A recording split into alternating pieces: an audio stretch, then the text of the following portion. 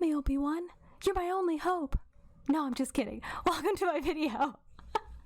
In case you didn't get the reference, we're doing a Star Wars painting today, and I thought I would start out with a cute cosplay.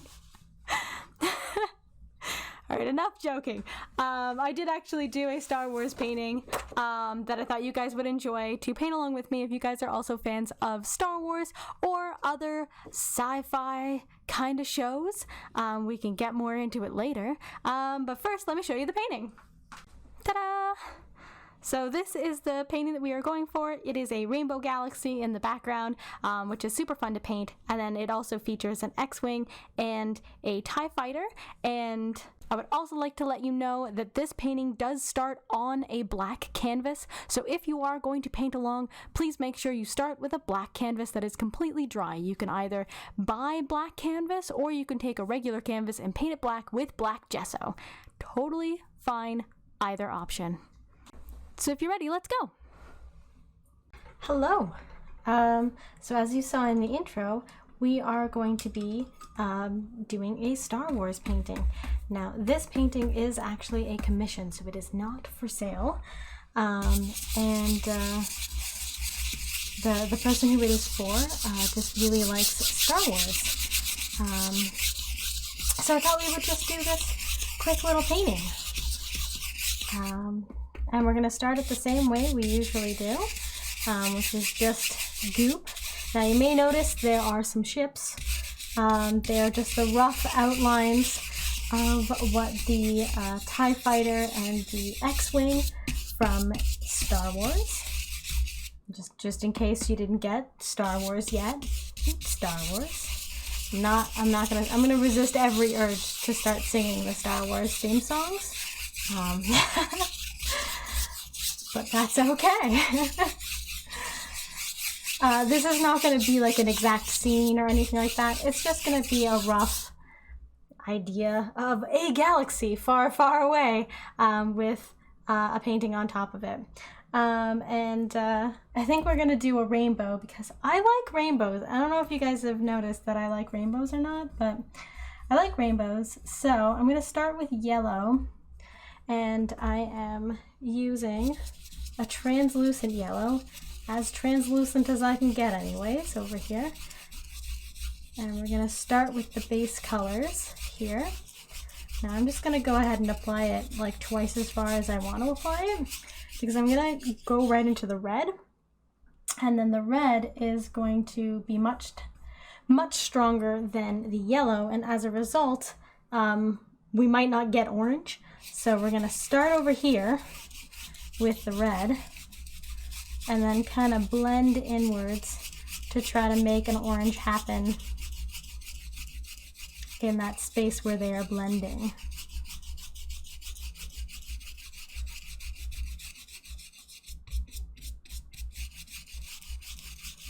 There, that should be a nice orange color in there.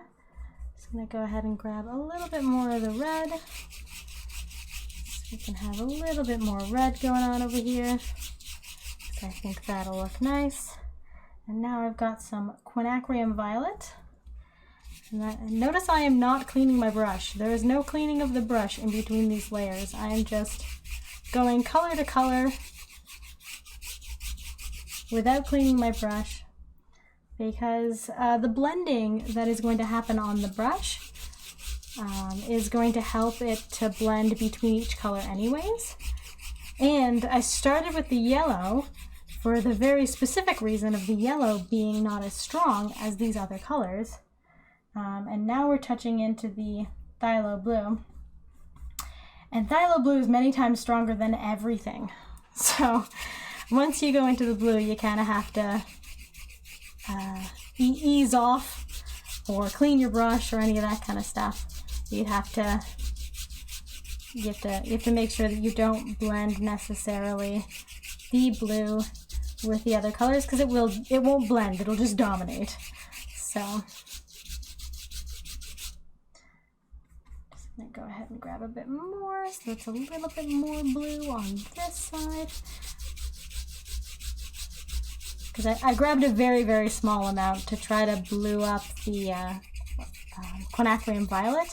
just to make it like slightly purplish, like more blue purple in between.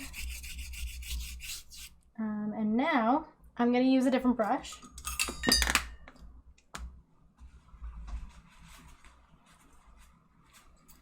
I'm going to use a smaller brush. And I'm going to go into some of the Verdant hue. And I'm just going to mix that into here, like so. Because Verdant hue is a little bit of like a bluer green, I guess. It's like an emerald green. So mixing it in here will make it transition nicely from the blue to sap green, which is going to be next. And once again, I didn't clean my brush. Just going straight in with the sap green.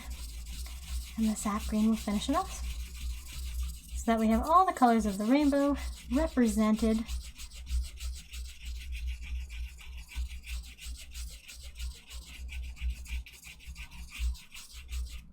All right, there we go.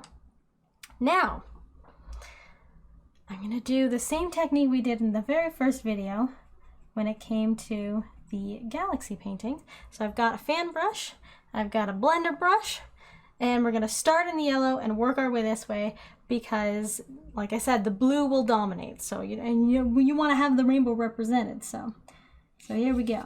We're going to just go ahead and fluff in some clouds right here. And then now we can take our other brush and blend away the bottom.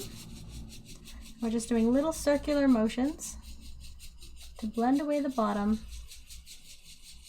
and then we can come back and fluff up the tops.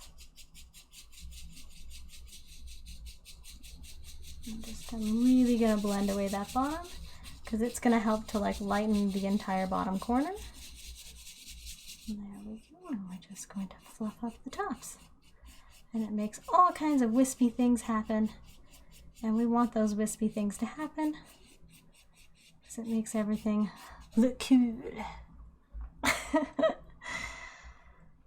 And now we can go into the next color, which is the blend of the alizarin crimson with the yellow. So it makes kind of an orangey color. Here needs a little, there we go. Needed a little extra oomph. Going back in with our blender brush and just blending out the bottoms.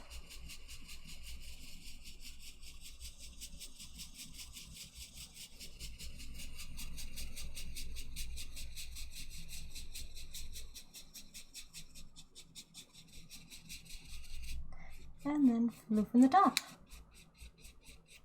Just a gentle floof.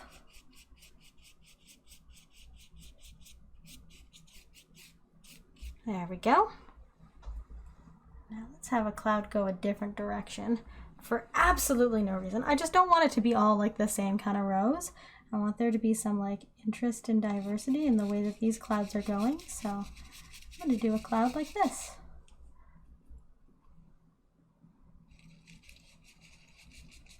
There we go. And now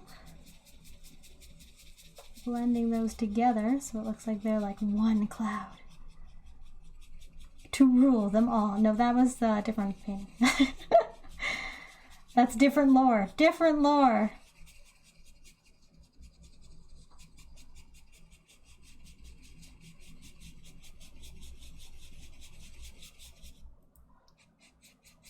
If you guys want to comment about what your favorite Star Wars film is, please feel free. And if you prefer a different franchise than Star Wars, which one do you prefer? Star Trek, Stargate, Dune? Please let me know. So I'm just using some of the excess on the fluffy brush to just add some like really, really subtle clouds down here. Those are super subtle clouds. You guys can't even see them on screen. That's how subtle they are. Just gonna come in and do one that kind of floats around and plays a little bit. I think that'll be nice.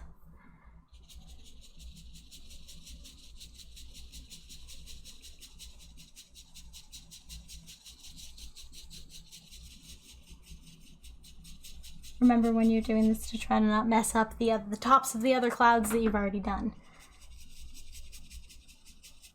And we're just doing little tiny circles. Just keep doing little circles with every motion that you do. The sky is all about being in movement, so you want to make sure that your brush is also in movement. Just constantly in movement. You don't want it to sit in one spot for too long. You want to just blend, push, move, create that movement that the sky has in general. You want to try to recreate that here, that movement that the sky has. I think I might actually blend this away a little bit more.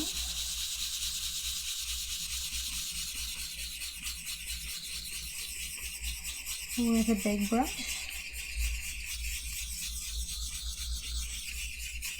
I feel like it was looking too much like a sky and not enough like a galaxy.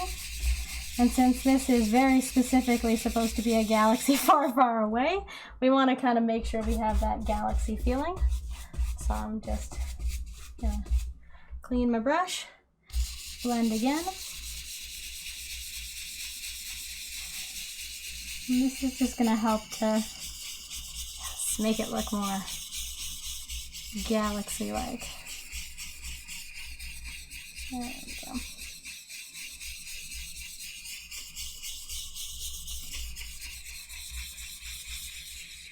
Now you can see I didn't blend away all of our definition, just blended away some of it.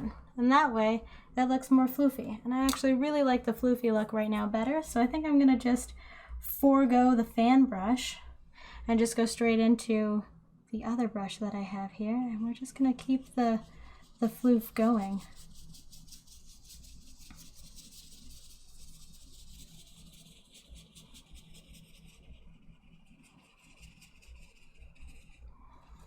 And go ahead and grab the big brush.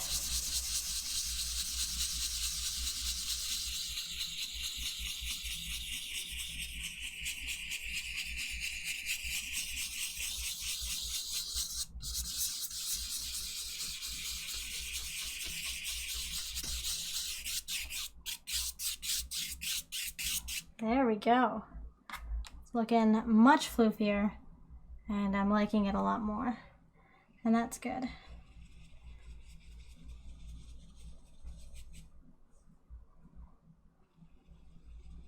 Nothing says you can't go back and do a little bit more if you want a little bit more. If you want your clouds to be brighter, you want them to be a different color, you can go in and adjust as you feel right for your painting.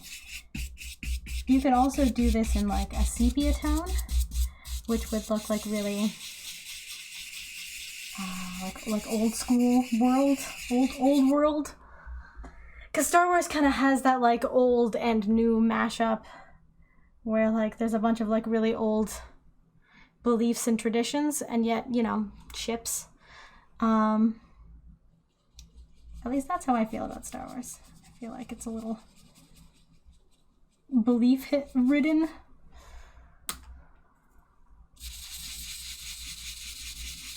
Kind of like how in Dune, there's like a really big belief system, and that's what saves Jessica and Paul in the desert. I'm supposed to be talking about Star Wars. I'm talking about Dune. I'm sorry, guys. I'm gonna admit, I really like Dune. I'm gonna admit my bias right now. My favorite of the Star-related series is Dune. I really like Dune. Perhaps one day we will do a Dune painting, but for now we're doing Star Wars. And what's everybody's favorite planet from Star Wars? There's a Star Wars question. Because Tatooine looks like it would probably be like way too hot to live on. For me personally, I would probably die. But, you know, that I'm not everyone. All right, let's do the sky. The sky. Yeah, let's do the sky. No, let's do the stars. So I've got my fan brush here. Oops, sorry. I've got my fan brush here with a little bit of the paint thinner on it. I'm just gonna double make sure I've got the paint thinner. Oh yeah, that's nice and thin. All right.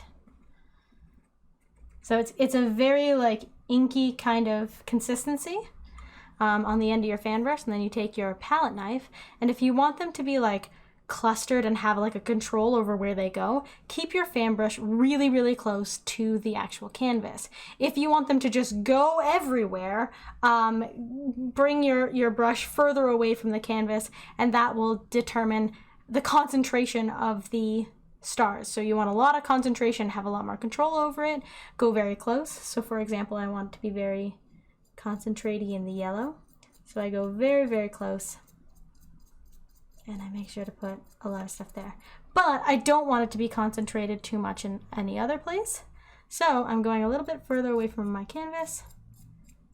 And they kind of just go everywhere. Pretty much evenly-ish. Randomly even, if that makes sense. If that's a term that can be used. That's the term I'm going to use. But I do want it to be more heavily concentrated in the yellow section, because yellow is brighter, often for a reason, and stars can be that reason.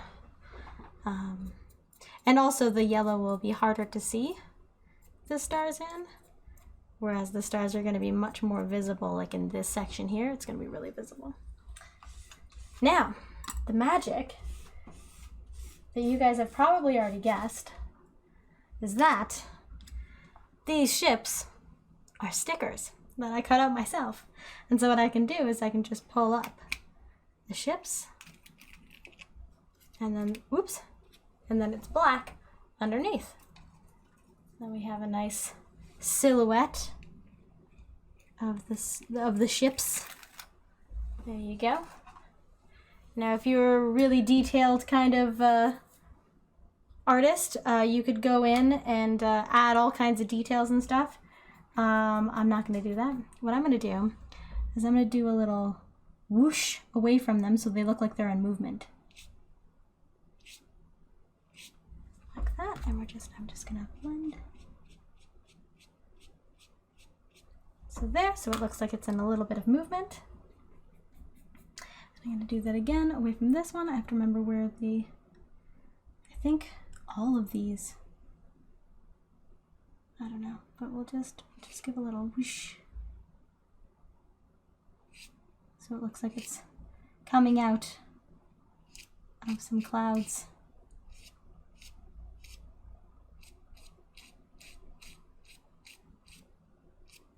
There! See? Little whooshing actions.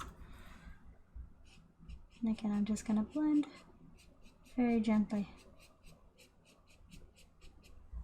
All right. Well, that was a lot of fun. Thank you so much for joining us today. If you guys want to see my palette afterwards, after we've done a very colorful painting, this is what it looks like. Ta-da! So I had the white, and then the yellow, that's the translucent yellow, alizarin crimson, quinacridone violet, phthalo blue, sap green, and verdant hue. Verdant hue? Veridin. I can pull out the paint. But let's do the big reveal of the whole painting. I don't normally do this on my YouTube videos, and if you guys want to see more of me peeling away the tape, please let me know, and I will make sure to include that. I don't usually include it because my paintings are often long enough already, and you don't need to watch me peeling tape away. But Galaxy paintings are relatively fast, so I feel like I can reveal the entire painting to you. And there you have it. That's the whole painting. So if you like that painting, please feel free to subscribe and check out the link tree for more options available in regards to my paintings and the viewing of and or supporting of. Every view counts on all of the platforms, so I appreciate any thing that you're able to do. All the names scrolling by are all of my Patreon supporters, and I very much appreciate all of their existence and all the help that they are able to give me all the time. So thank you so much. Please remember that you are loved and you deserve to be loved. And I will see you next week. Bye! Mwah!